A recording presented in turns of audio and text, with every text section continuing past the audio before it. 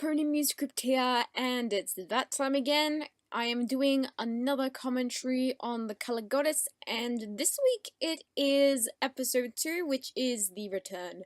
This is when things get interesting. I'm trying to do my best King Sephiroth impersonation. Oh dear. But yes, working on this particular episode was pretty fun. We introduced a lot of the main cast in this episode, like Liako, King Sephiroth, the three goddesses. Well, I mean, the goddesses, were first shown in episode 1, but this is the first time that they actually have any speaking lines, is what I'm trying to say. And then a certain little genie makes an appearance with a certain little Aladdin ripoff. Well, it's not really an Aladdin ripoff, but yes. So without further ado, I am going to start, as soon as I put on my headphones, I'm going to start the commentary in 3, 2, 1, and play. Previously on the Color Goddess. I was just questioning why the princess would Turn it down a bit. Me, that's all. Why don't you open So now we have mouth, previously dearie? on the It means Color you already Goddess. know about this And special so the surprise. theme playing right now is actually the theme Tragodjesi, which is like this choral piece which I kind of composed. It's kind of like a take on medieval ballads and stuff, and it's about the three goddesses, and it's sung in the goddess language. This is what I need to turn this down even more. So anyway, so I guess that's kind of a reoccurring theme, musical theme, that shows itself in this drama. And feel free to check out Tragodjesi on my channel. I have done a bit of experience with choral writing. I mean, I was in a choir myself for 10 years, so I've had a lot of experience with that sort of thing in writing parts. It must be why I'm so good at harmonizing when I do my main 6 a cappella series. Alright, so this is the first thing where we kind of, like, incorporating the main theme in this. It's kind of shortened for the rest of the episodes, because the main theme is quite long, so I didn't keep it there. So you'll notice that every single time the intro plays, something different happens in it. So last episode, all of the characters were darkened in, but now you actually see the characters that had appeared in the previous episode have shown themselves in color now. I'm wondering if people will be able to pick this up. Well, hopefully they would. But yeah, that's gonna keep happening until all of them show themselves. And then I think by episode 5, when that comes out, feel free to spot a couple of changes in the actual opening as well, because there will be a couple of changes indeed. I still love this song. I love this piece that I wrote 2 years ago. And then we have Angel of the Light 101's art, and we just have classic Twilight freaking out, as usual, which I thought was actually quite odd, because, in my mind I thought that they would have, fully accepted Tenebrae being, good and all, but I guess I may or may not have had Twilight, Rarity, and Applejack not fully accept it, even into the morning.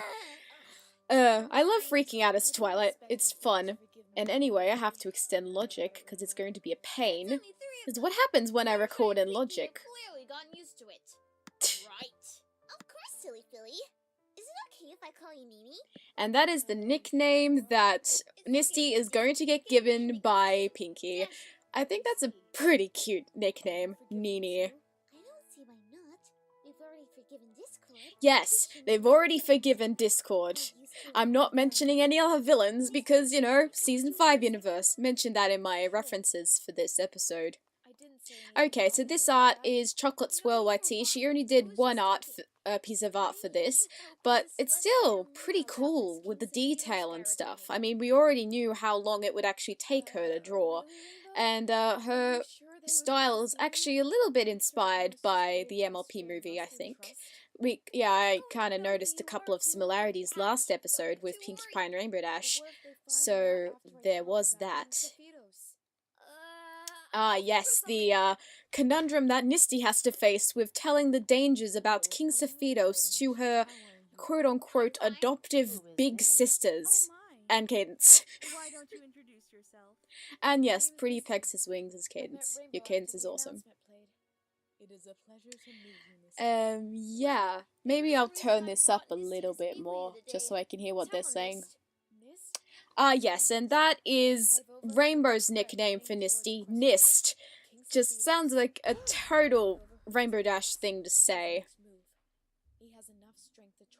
And, oh yeah, I forgot to mention, Curious Gem's art never ceases to impress me. I love her art to bits.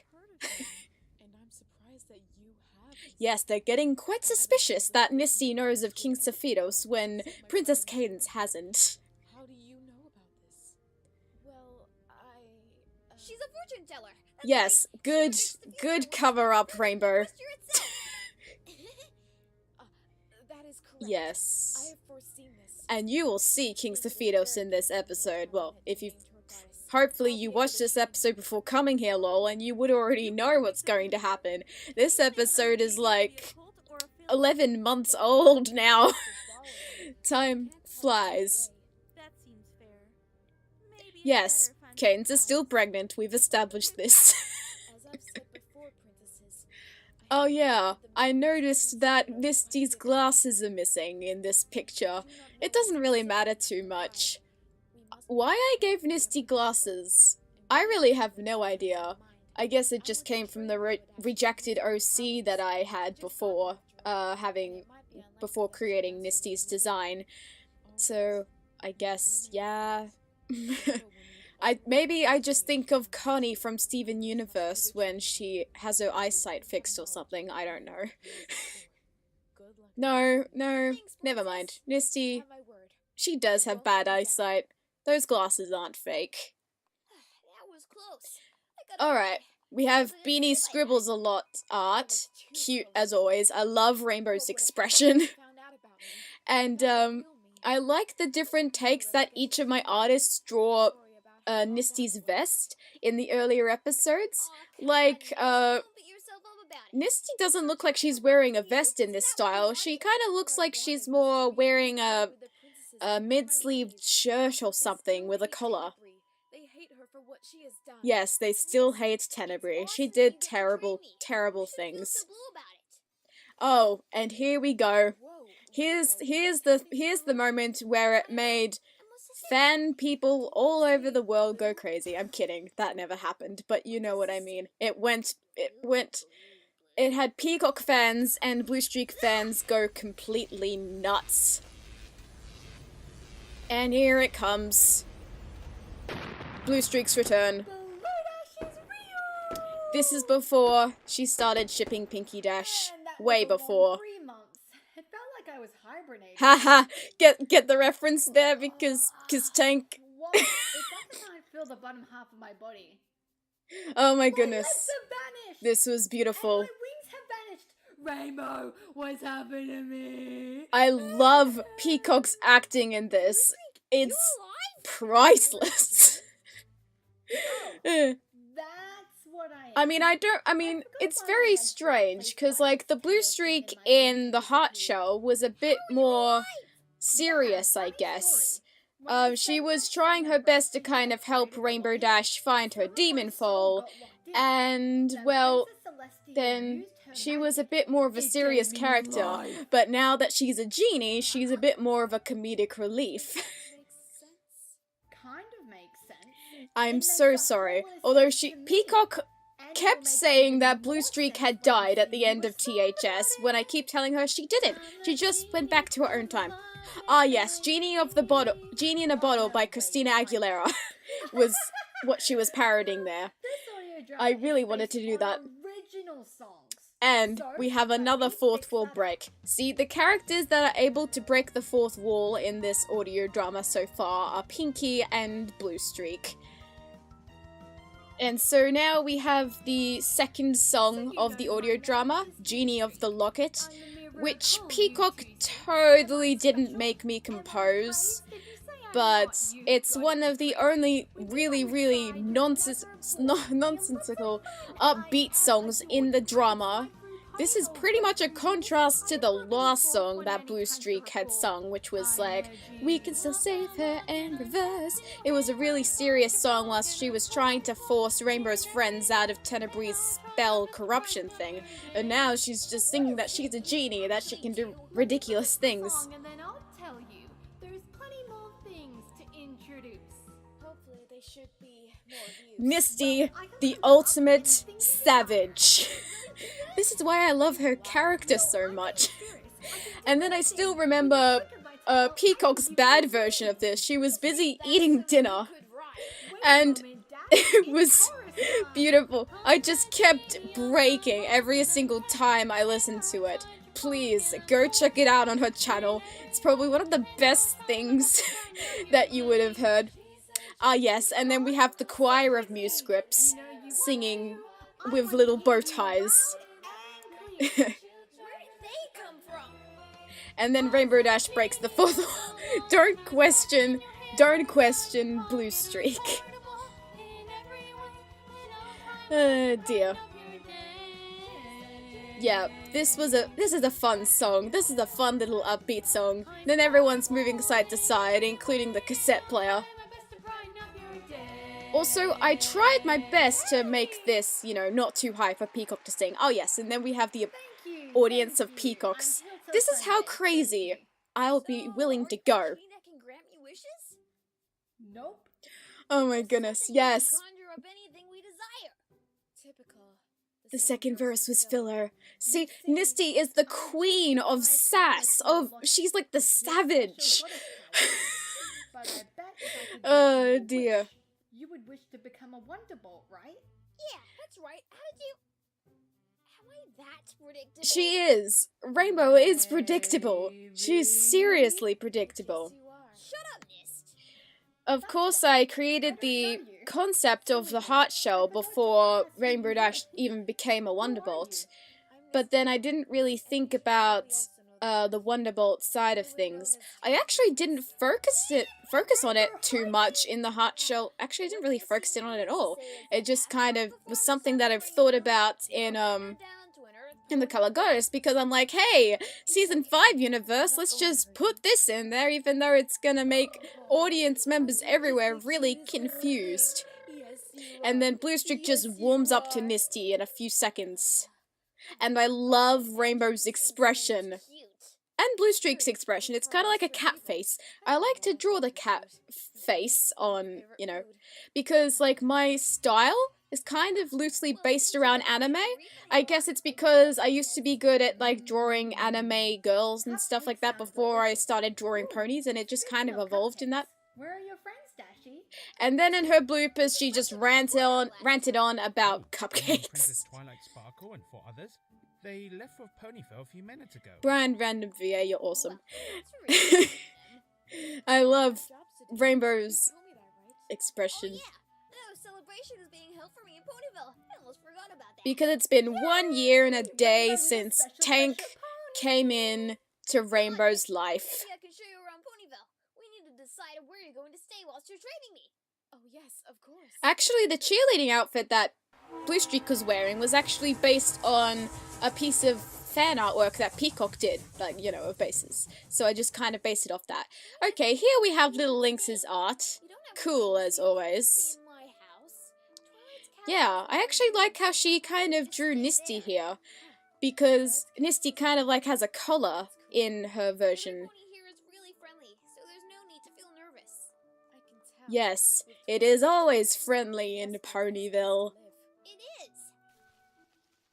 Nisty hears something in the bush, if you're wondering what that is, because it's really You okay? confusing. I'm fine. Don't worry about it. But I just thought I'd put that out there. I'm not going to get used to that. My own grandmother in her younger form talked Yeah. like Yeah, that. you have your grandmother in your younger form as a genie in your Maybe locket. we can order some chocolate cupcakes. And then we have a flashback of Tenebrae eating chocolate cupcakes with her sisters, and it's the most adorable thing ever. And then Pinkie Pie is busy decorating a cake, and she's holding the Dashi! icing whip I was wondering thing about that. in her mane. I really don't know what it's called Concerned because about I where you and don't me usually were use going it. to. So we went to the castle spa, And and then we just went they straight went home. to the castle Why is spa. Anna preparing this cute and delicious This is cake? an adorable cake, Isn't it though. adorable? Like, if it's green, I wonder if it's like a... No, I think it would just be a normal cake, but like with light green frosting. Nista's right. It does look adorable. Oh snap, Rainbow can also be savage. But who would have thought that your first year anniversary would happen on the same day as your honoring celebration? I am so... That's why we're having it tonight. I'm much better at speaking my Pinkie Pie lines nowadays, because that's usually the struggle I have, is trying to get through the fast passages as her. Like, let's see. Recently, I was in a fanfic reading on Scribbler's channel, playing as Pinkie Pie. Well, Pinkie Pie in the second half of the fanfic. The first half was Reborn-chan. And oh boy, there was just this giant paragraph that I struggled to get through. Ah, yes. The music playing right now is actually another version of the Heart Shelf theme, so it's a really good callback to the previous series. I seriously love that theme, I mean, my mum always loved that theme as well. Actually, she liked anything I composed, really. I insist. Anything from a new friend. Yep, those are supposed to be chocolate cupcakes, but then screw me and my bad drawing skills. It kind of reminds me of like a skull. It's really good. Yes, they yep. And Nisty's getting flashbacks. She's feeling nostalgia. Yeah, I mean, no one would actually understand what pain and torment she had to go through. She had to eat grief for her food supply, and that would not be pleasant. And then the theme playing right now is called Honest Applejack, I believe, and it's actually the melody of What is the Truth, which was the 6th song that played in the Heart Shell. So I guess it's kind of like Applejack's theme. It still remains one of my favorite songs from the Heart Shell. Oh yes, and then when Nisty said, I remember Applejack saying that when she was tied up. I tied her up with everyone else in my basement. No, not my basement, in the demon caves. That's the spirit. And you're always welcome to come back here to try some of our delicious food, Nisty. Yeah, I'll keep that in mind. Dearie me. Sorry, that just sounded so wrong. And then we have Rarity. She's also busy singing a Heart Shelf theme. Yeah, she was singing, well, actually, a bit of her theme played in Secrets, which was the 5th song from THS. And then this is a new theme that has been introduced. Actually was recycled from something else I composed many years ago, and I thought I would use it in this case because, you know, in the show, harpsichord always plays when Rarity is around, so I thought I would incorporate that more into the drama. Yes, and then Rarity came up with the term tankiversary, because then, you know, birthiversary she came up with last time. It's been a lovely place so far, and I'm intrigued about what your friends do for work or employment. What do you do, Rainbow? Yeah, what does Rainbow do? Yeah, she's a weather pony. When needed. This bit is implying that, well, Rarity has probably had her share of being rained on unexpectedly. Angel likes you? Maybe because you belong to the dark side one. I love that line, because Angel, you know, in the show is really devilish. Oh goodness. And then we have Fluttershy. And then the theme playing in the background is another new one, Sweet Fluttershy. Another recycled thing from years ago. And then there's the ongoing plot with Fluttershy and being worried about Angel loving other ones. There is a reason. Of course, that doesn't get revealed until much later in the drama. So, you're an animal caretaker? Yes, I am. And there is a flute playing in the background, but that isn't me. That's a logic one. But of course you probably wouldn't be able to hear it because of how I mixed it, so you'd be hearing my vocals. You'd be hearing my voice instead of actually what's going on. Keep up with the animal caretaking, Fluttershy. Poor Fluttershy. Does anyone else want to give her a hug? Because I sure do. Wait, I have my Fluttershy plushie over there. I can give her a hug at any point. Alright, and then we have Twilight's Castle. Yep. And that is where Nisty will be staying. There's so many bedrooms, it's insane. And then we have the return of another Heart Shelf theme. And, you know, it's like it's the main theme of Secrets. And that's, you know, used for Twilight's theme, I guess. And then over here we have Nisty's bedroom. Well, it's a pretty simple design because, face it, I'm really not that great at drawing backgrounds. I had a couple of vectors here and there. I just had like a couple of shots and stuff of the room to send to my other artist who's doing the scene after this one finishes. Alright, this is what I mean. This is Evangeline Kiara Star's art, and yeah, she wanted the backgrounds. And then that just reminds me of when Peacock had that specific picture as her YouTube icon. See, we have this thing ever since Peacock first became Blue Streak in my series, that I would send her all the Blue Streak art, and then at some point she would use one of them as her icon, and no one would know what was actually going on until the episode actually aired.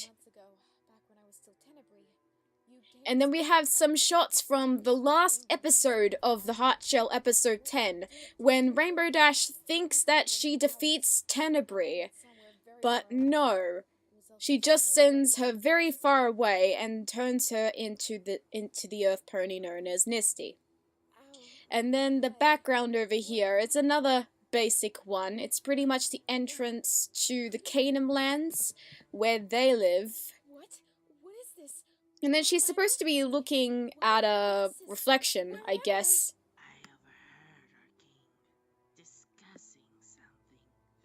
Yes. And then we introduce the two Canaan guards, played by Bleacher 12. Well, his name, he used to be called Bleacher 12, but it's Arcania Shade now. And the other one played by Brian Random VA. And they both had their own takes on the voices, although I think I had instructions to have it, like, raspy and monsterish. And they were actually the only ones who auditioned for the Canaan Guards, and they were also the only ones who auditioned for the Equestrian Guards as well. So they had this in the bag. No way. Yes, and then we have the thing that the goddesses are actually imprisoned by King Sephiros. And the reason for that is so he can get power from them. Won't find that out why until much later. And yeah, this is a flashback, right? So this has happened, like, directly after, so it's, like, still winter over there. Who are you? What are you doing here? And then we have Liako, played by Kenzie VA. Liako, how do I explain about her character? She's kind of like this rebellious sort of teenager type. And she's a pretty cool character. I like Liako's character because later on in the drama she would have a lot of tough choices to face and she'd be worried about which side she's on. So I guess that's why I put her on chaotic neutral on my alignment chart. Just a few minutes ago, I was an all-powerful being that was setting And flames. we just have this picture that goes on for about 2 minutes, but that's fine because nothing much actually happens here. I love their expressions here. You used to be Tenebrous?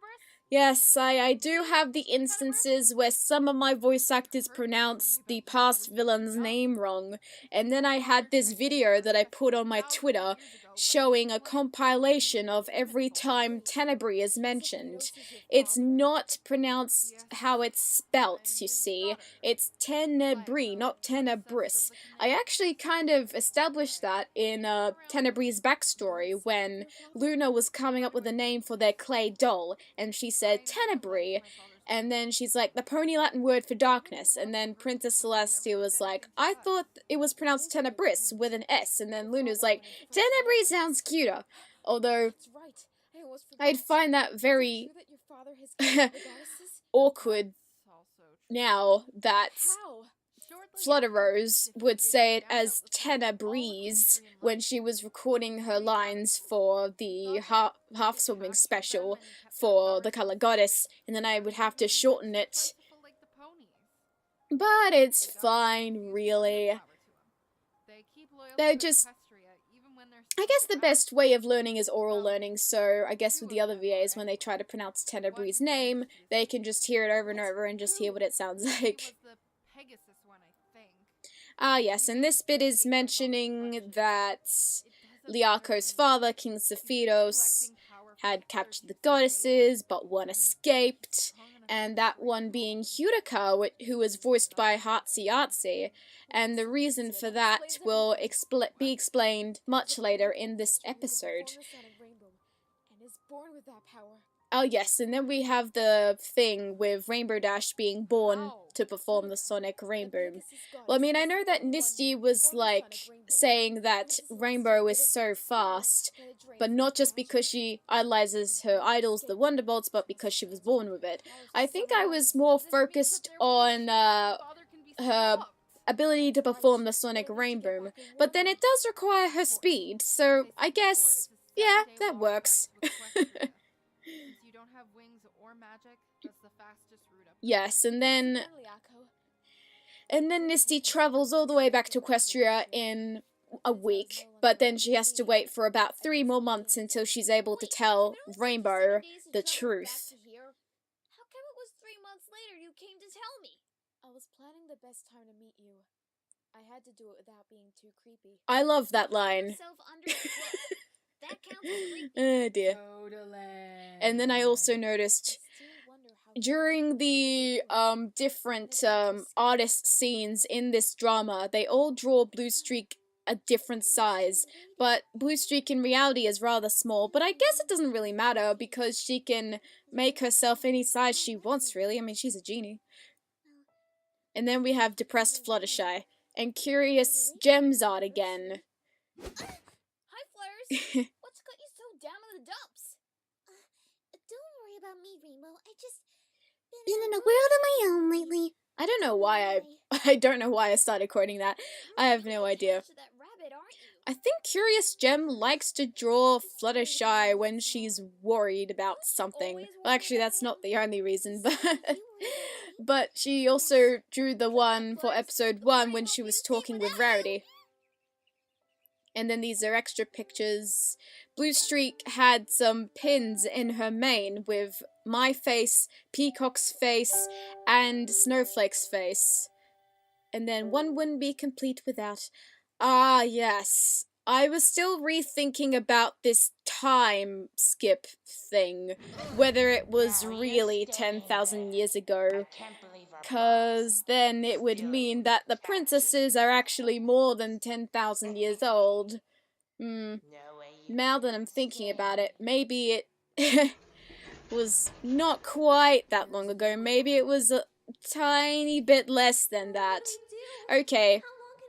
Going off track. Here we have the 3 goddesses, played by Hatsi, Ice Gaze, and Darling Moon.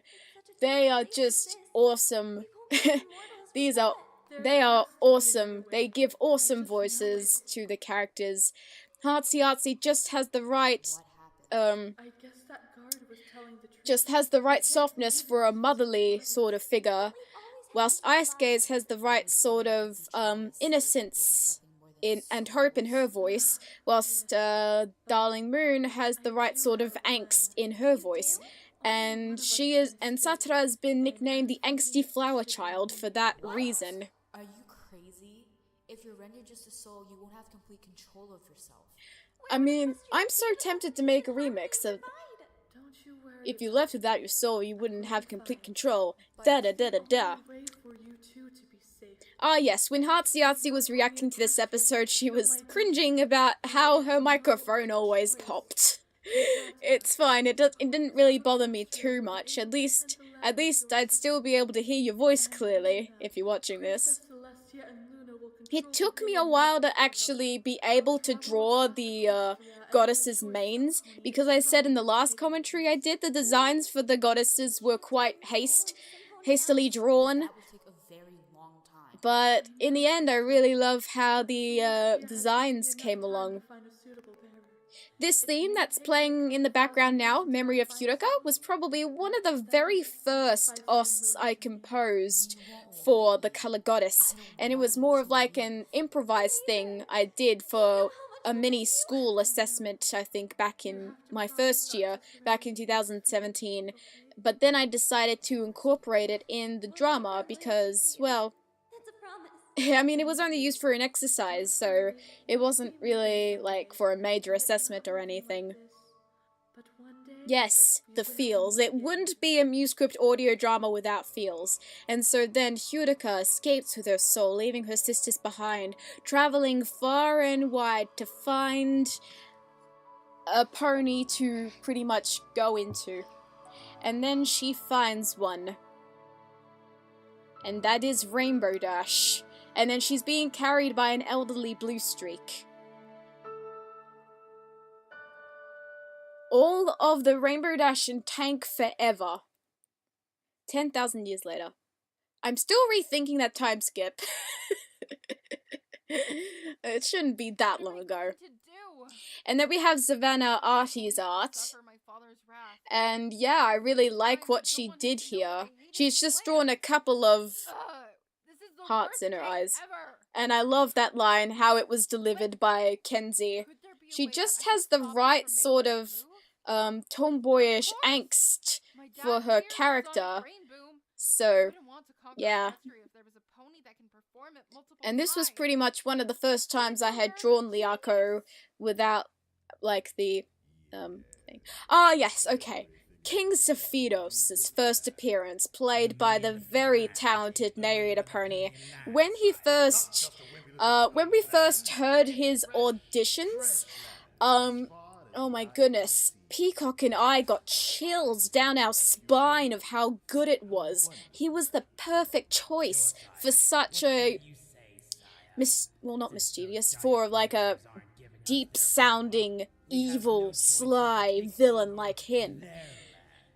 And then, for his singing demo, he sent I think it was a cover of Hellfire, and I kind of based that on the song that would appear next in the drama.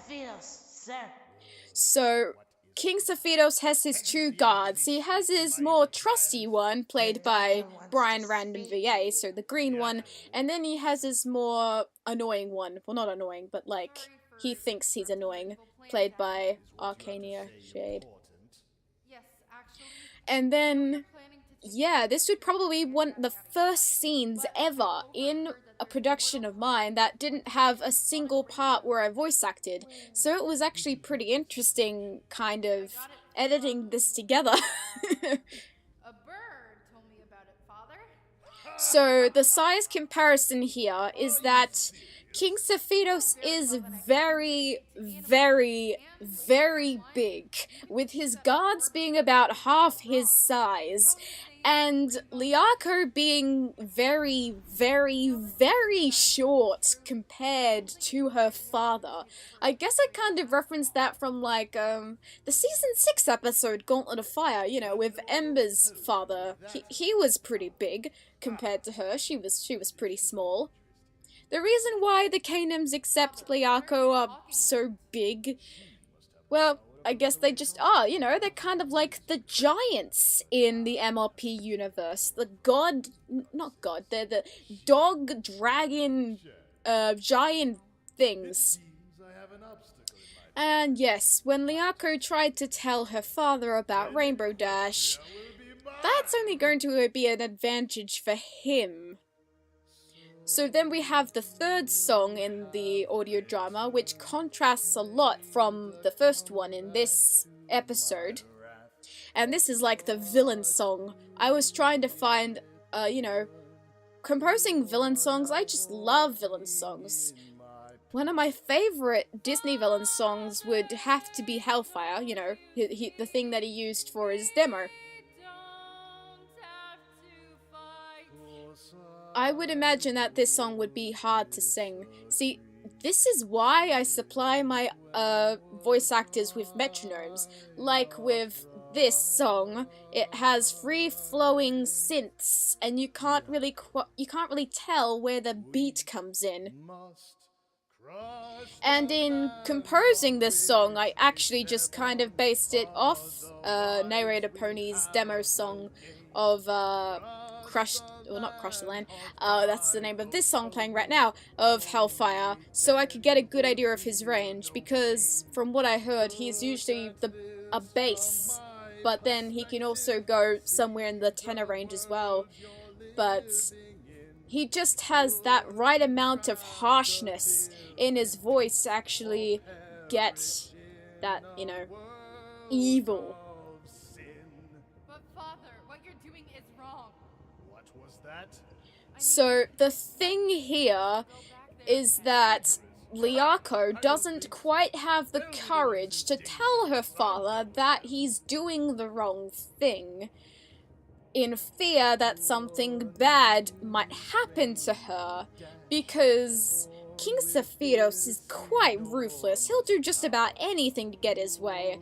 Like, it was actually mentioned in the Heart Shell that King Sephiroth was like wiping a lot of armies, although this information came from Princess Celestia. But she was mainly talking about the demon falls in this case. She hadn't revealed the whole story, and she didn't reveal that there was another mastermind, another evil force going on at the same time. This was also one of my favorite songs to compose. In the last chorus, I had the VAs running away, and now I have the artists running away. And this OC is Savannah Arties. It also took me a while to try and draw King Sephiroth. Believe it or not, when Savannah Arties sent me her pictures for this episode, I loved how creepy she made him, and I was like, I need to step up my game. I need to, draw him creepier. And this is my favorite bit of the song. I don't know why. I just love the strings here. And then the layering effects as well is actually pretty cool. And then, if you THS fans have caught on, the mayor on the far right was Firefly, who was Rainbow Dash's mother. Of course, the first episode of the Heart Shell aired before parental guidance, so we didn't get a glimpse of Rainbow's actual parents until, I think, about May or something. And then that's just a size comparison of how much bigger Hyudoka is to Rainbow Dash. And then this is another one of my favorite bits of the song, where we have a dramatic key change, and these are snapshots from the Heart Shell that are being shown. Very creepy imagery. And then this is the picture that's in the thumbnail. This is pretty much the first picture that I drew for this episode. And I wanted to draw King Sephiroth as creepy as that, when his eyes just went red.